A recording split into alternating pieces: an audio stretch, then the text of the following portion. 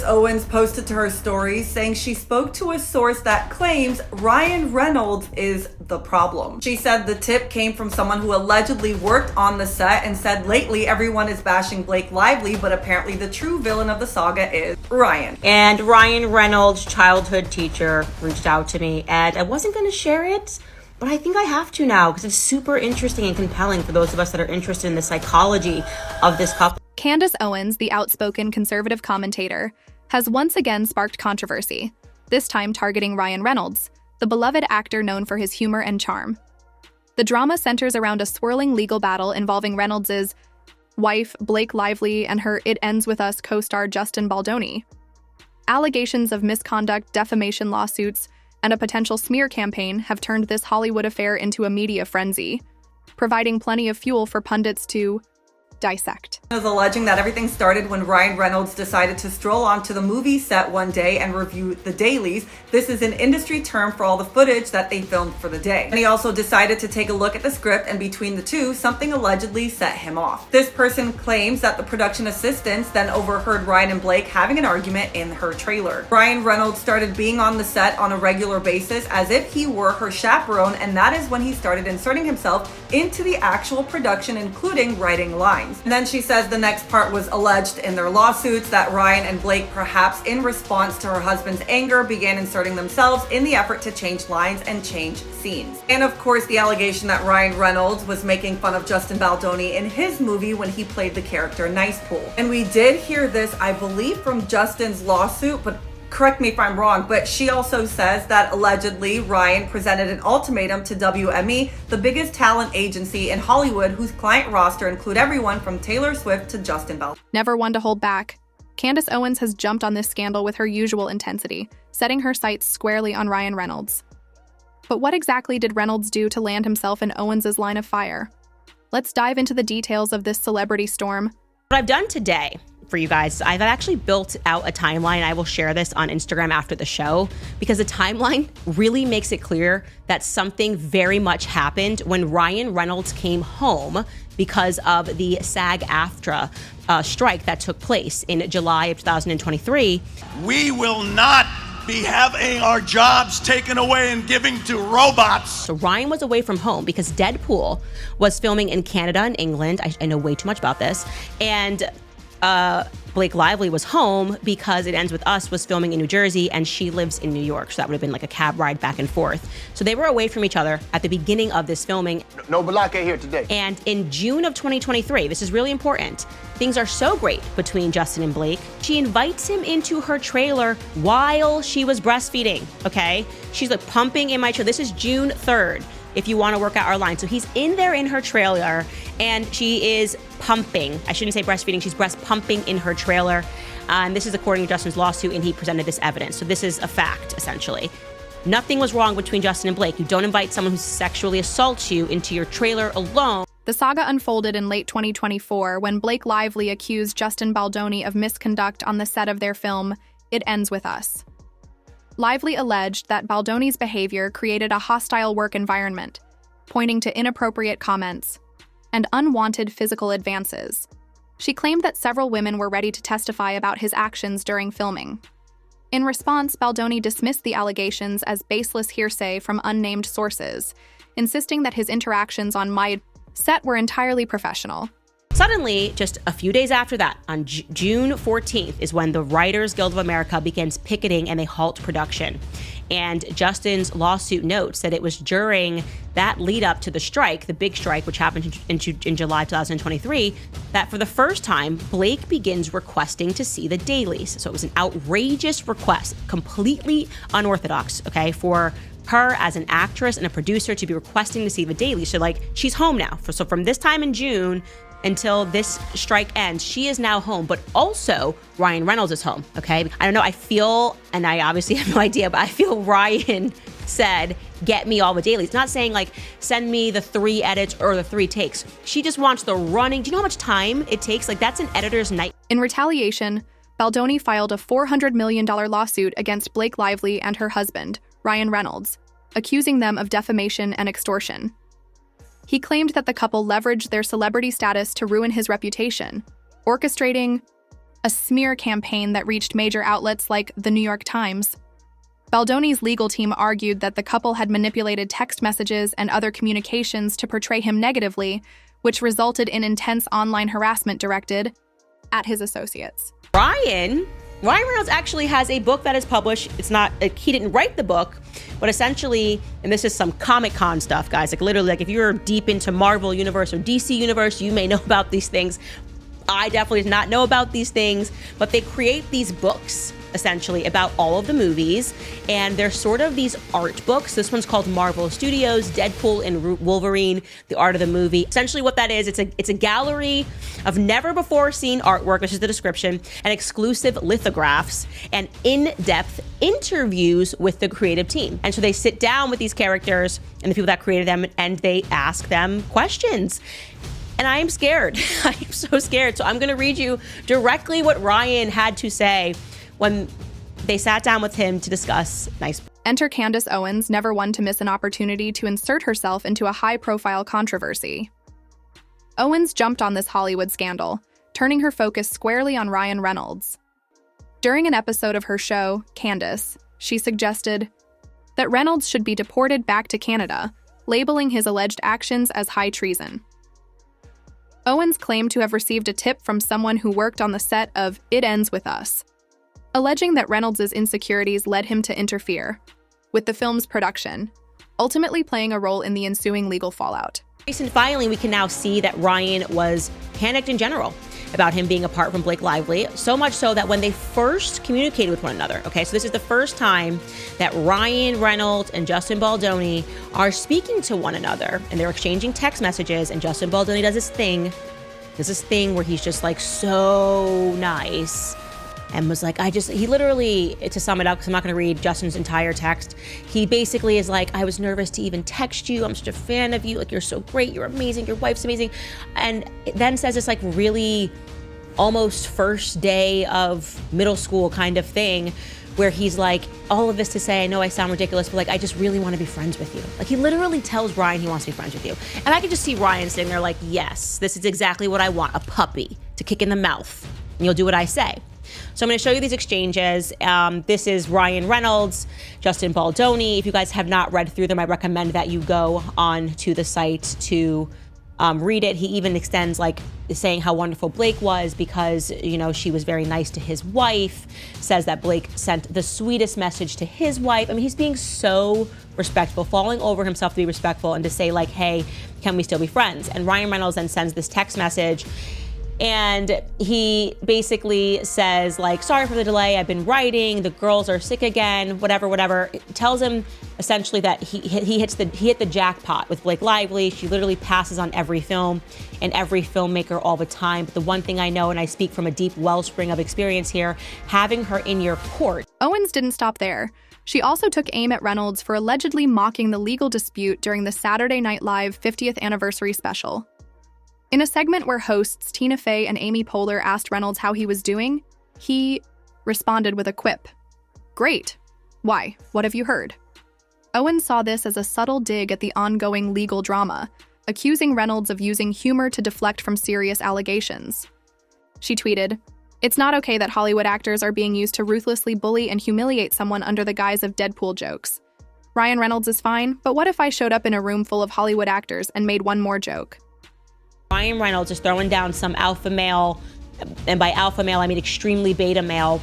I have rich and powerful friends at the top. That's not a confirmation, but I'm looking at the length of the strip, and it's given Taylor Swift. Taylor Swift would say the same. My wife is wonderful, okay? Anyways, jumping back into these messages, he then moves immediately to ask Justin Baldoni to change their production dates because he's never been apart from Blake Lively so long. He basically says he tried to do it on his end. I'm paraphrasing here. You can go read it on the website. You know, I was frantically trying to address this. I was frantically trying to change this, shorten the shoot, but I can't because, you know, Deadpool and Wolverine is set in stone. They already booked the studio. But like, could you do something to try to punt this? And he ends it with this, which is funny that we're talking about like a sexual lawsuit and what's appropriate. He ends it by saying, all this to say, I'd have your line producer's face tattooed to my perineum. Okay, so that is the skin between Ryan's parts. I don't even know how to appropriately state that other than perineum, okay? Pull that back up again.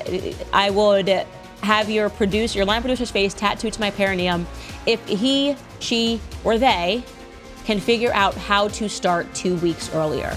Completely understand how big of an ask that is, but the perineum is one of the most nervy parts of the human body to expose to trauma. The public's response to Owens' commentary was mixed.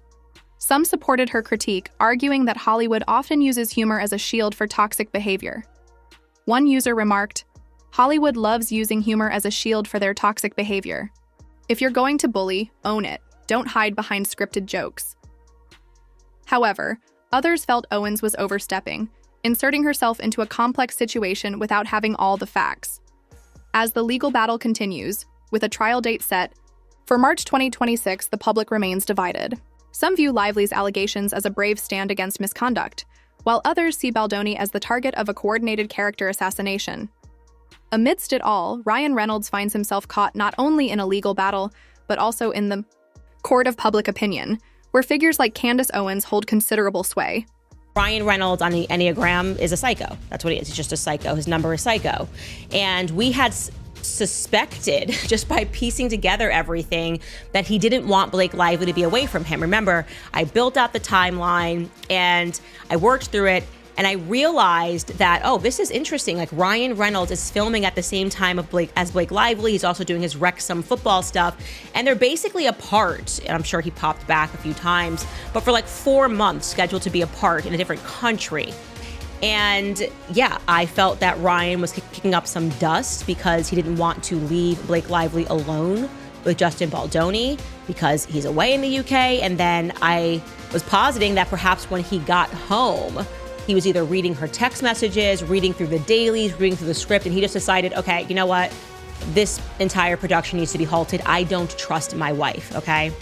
And my strongest inclination for that was the fact that on the day that the SAG-AFTRA strike ended, on the day that both of them had to go back to work, meaning Ryan had to go back to film for Wolverine and Deadpool, Wayfarer gets that shocking email of demands, and basically their production gets suspended while Ryan gets to go in the UK and feel confident knowing that she's not going to see Justin Baldoni until he... In the end, this saga serves as a stark reminder of the complexities of the non-Me Too era, where allegations can quickly escalate into public trials by media and pundits alike. As for Owens, her latest target has given her plenty of fuel for her. Sharp, unrelenting critiques, ensuring that the intersection of Hollywood and political commentary remains as turbulent as ever. Least aware of why his quote-unquote best friend, Ryan Reynolds, was writing in all of these lines, especially because we did the timeline and we showed you that this was not initially supposed to be a part of their principal filming. And then they went back and they did some filming after the SAG-AFTRA strike, and somebody had admitted that they had done all of that dog pool filming. I said dog poo, that too, dog pool filming at the very end of the movie. So it's interesting. It's very interesting. Hugh would have known exactly what his best friend was thinking, especially because it wasn't a part of the larger plot of the movie. Hugh Jackman was also in the now infamously cringe It Ends With Us promotional skit that had nothing to do with promoting the movie, which was about domestic violence, where Ryan directed it and he brought in his mom and Blake was in the background. We learned that, but he also brought in his best friend because he just wanted a little bit of A-list power there. And when you're really obviously trying to be a high school bully, you want to be like, we're the cool kids and you're nothing. And what better way to make him uncomfortable than to promote his movie? Candace Owens isn't stopping with Ryan Reynolds. She's made it her personal mission to call out what she sees as Hollywood's hypocrisy. She's framed this entire situation as yet another example of elites protecting their own while throwing others under the bus when it suits them. According to Owens, Reynolds is just the latest celebrity to get caught in a web of legal and social consequences, and she's openly questioning whether the justice system will hold him accountable, or if Hollywood will once again shield him, as it has for so many others. It's not every day a guy gets to interview the love interest of his best friend's wife, and the guy trying to replace Ryan as a husband and me as his best mate. Holy sh**. What the hell are you doing messing with my best buddy's wife? Sir, I have no idea what's happening at all today. And so I also want to remind you that Hugh Hefner then appeared at the It Ends With Us premiere. Again, not his movie. Kind of weird that he's hitting the red carpet with them. He obviously knows what is going on. What would that conversation have been on the way to the premiere as they made Justin Baldoni go really, really early and then stuffed him in the basement? Again, this was all just meant to be a power display, and Hugh Jackman played a role in it. He did. So he was one of the unnamed dragons, if you will, in all of this. And it looks like for that, he is being awarded for his contributions with a deposition. All right, so check out this headline. You can see the Daily Mail. It says, surprising new twist in Blake Lively, Justin Baldoni legal battle as Hugh Jackman is pulled into the saga. And then it tells us that according to a source, Hugh Jackman is going to be deposed before the trial because Baldoni's legal team wants to get the full scope of Reynolds' conduct during the time that It Ends With Us was being filmed. An insider also told the Mail that, quote, Hugh will be deposed if this goes to trial. There is no way that he cannot. Baldoni's legal team is doing everything they need to get a full scope of Ryan's conduct during the time that It Ends With Us was filmed. Owens took to her podcast to double down on her claims, calling Reynolds a smug liberal who loves to preach morality, but conveniently forgets about it when his own house is in turmoil. She accused him of hiding behind humor, using his public's persona as a defense mechanism rather than confronting the serious accusations against him and his wife. This is how Hollywood works, she ranted. They joke, they deflect, they gaslight the public into thinking nothing happened, until they can quietly move on to the next blockbuster film. In Reynolds' bromances, his various bromances over the years. We've talked about him and Jake Gyllenhaal, and obviously this has been a bromance that has been very much thrown in the public's face. Ryan's kind of perpetually highly publicizing his bromances is something that I find to be quite strange, right? Mostly because he's a 48-year-old man, Ryan Reynolds. He has 4 kids. And he seems to dedicate a lot of time and resources, like financial resources, to trying to convince the public that these bromances are perfectly normal. And we're not really asking for that convincing. Like, I don't need people to convince me that guys can hang out with one another, but he feels like he has to make that effort. So he's like, nothing's weird here, nothing's weird. Bromances are so normal. I mean, notoriously, that's the reason why he flew out Liz Plank, Justin Baldoni's podcast partner, flew her all the way over, presumably to the UK, to provide her expert testimony as to why bromances are like totally chill, right? They're totally okay. Remember, here's what she had to say in his Wrexham documentary about that. The definition of the word bromance is just, it's a platonic relationship between 2 men. There's no female equivalent to the term bromance. The female equivalent is friends. And so the fact that we need a term to describe 2 men going out to dinner, I think, is very revealing about what men are allowed or are not allowed to do and how much self-policing there is when it comes to their relationships with other men. So bromance is almost this permission for men to connect and to show love to each other because it's like a joke. Her audience ate it up, and social media exploded with heated debates over whether Owens had a valid point or was simply using the controversy for attention. Some conservatives rallied behind her, arguing that Hollywood actors like Reynolds have been given a free pass for far too long. Others, however, pointed out that Owens is known for stirring the pot and questioned whether she truly had any real insight into the case. Meanwhile, Reynolds has largely stayed quiet throughout the ordeal, aside from his subtle jab on Saturday Night Live. He's kept his comments to a minimum, letting his lawyers handle the messy details. But that hasn't stopped the internet from speculating. Has the usually untouchable Ryan Reynolds finally met his match?